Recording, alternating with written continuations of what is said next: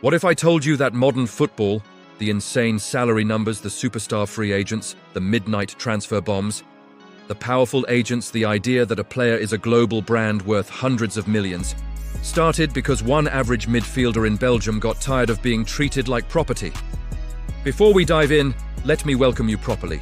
This is Sportx Radar, your radar for sports stories that changed everything. If you're not subscribed yet, hit that button now, because after you hear this story, you'll never look at football contracts the same way again. Now let me ask you something. Would you work for a company where your boss could keep you prisoner even after your contract ended? No freedom, no transfer, no rights, nothing, unless they decided to sell you? Sounds illegal, right? Sounds medieval. But for decades, that was football, and today I am speaking in the first person because I want you to live this like I lived it, like the sport lived it. Imagine I'm the voice of football itself talking to you directly. For most of my life, I was a business built on cages. Clubs owned players, not literally, but legally and economically. A contract didn't expire, it just ran out on paper. If a player finished his deal and wanted to move, the club still had the power to demand a transfer fee. If you didn't pay, the player stayed. He could be benched, frozen out, financially destroyed, but he was stuck. Now think about how crazy that is in real life. Imagine working at a bank, finishing your contract, and then your manager says, "I don't want you working anywhere else unless someone pays me money for your rights." You'd call a lawyer, you'd sue, you'd win, but football wasn't operating under human rights. It was operating under tradition, under monopoly, under arrogance. Clubs believed players were assets, like trucks or buildings or furniture. A talent could be stored, sold, written off, or wasted. And that's when a single man, Jean-Marc Bosman, decided to fight back. Now I want you to picture him. He wasn't a superstar, he wasn't Maradona, he wasn't Van Basten, he wasn't a Ballon d'Or winner. He was a normal midfielder at RFC Liège, solid, useful, nothing iconic. And yet, football history is divided into two eras, pre-Bosman and post-Bosman. I want you to feel what I felt when that legal bomb exploded. I watched a world built on old power structures get punched in the mouth by a nobody. Bosman's contract expired in 1990. He had an offer from Dunkirk in France. Logical move, right? New contract, new life. But RFC Liège said, no fee, no freedom. The fee was absurd, Dunkirk wouldn't pay, so Bosman was blocked. Not just blocked from the move, his salary was slashed by 70%. He was pushed to the edge of unemployment. And here is where most footballers would surrender. You take the humiliation, you stay quiet, you accept the system, but he didn't. He went to court. He said football violated European law, the freedom of movement for workers. And football laughed. Clubs laughed, leagues laughed, FIFA laughed, UEFA laughed. Who does this guy think he is? They said. A worker, please, he belongs to us. I swear I felt the arrogance bouncing around every executive's office. They thought the system could never break. Then something beautiful happened. Slowly, painfully, over 5 years. Europe started listening. Judges started questioning. The sport's dirty secret, forced retention of labor, became impossible to defend. And in 1995, the European Court shocked the entire football world. They said, a player whose contract has expired has the legal right to move freely to any other club in the EU with no transfer fee. Clubs no longer own expired players. The chains were cut. The market opened. Freedom became law. Let me ask you another question. Do you realize what this single ruling created?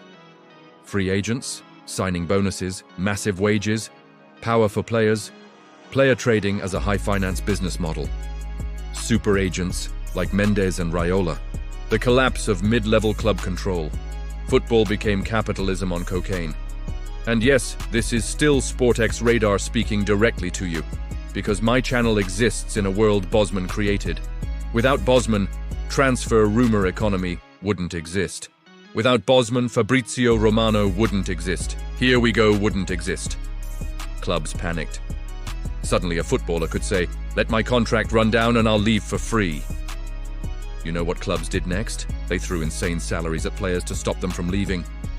The wage explosion begins right here. Suddenly, the money that used to go to transfer fees started going into salaries, bonuses, commissions. And agents, the agents became gods. Why? Because if a player leaves for free, clubs can redirect that fee into incentives. So instead of paying 20 million to a selling club, a buying club might pay a 10 million signing bonus, a 5 million agent fee, and a monster salary. Suddenly, players weren't just employees, they were investments. They were financial instruments. Think about the legends who became Bosman beneficiaries. Figo, Nedved, Bierhoff, McManaman. Later, Pirlo, Lewandowski, Messi, Mbappé. Every superstar who ran down a contract played the Bosman game. Every mega free transfer is a child of that legal fight.